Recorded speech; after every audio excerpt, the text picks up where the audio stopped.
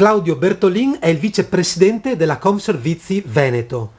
Ecco, qual è, di fronte alla crisi economica in corso, lo stato dei servizi pubblici locali nella regione Veneto? Beh, attualmente i servizi pubblici stanno ancora tenendo, però come dire, i ventilati tagli anche a tutto il settore dei trasporti in particolare ci sta ponendo come dire, delle grosse preoccupazioni per quanto riguarda il futuro. Tagli significano poi tagli dei servizi, quindi tagli alla capacità di realizzare obiettivi, come dire, e presenze dall'utenza veneta.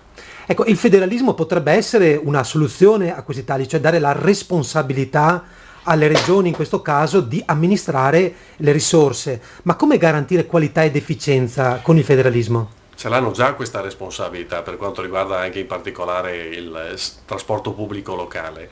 Si tratta di mettere mano alle gare e di fare i controlli che spesso non vengono adeguatamente fatti, questo per garantire servizi alla clientela.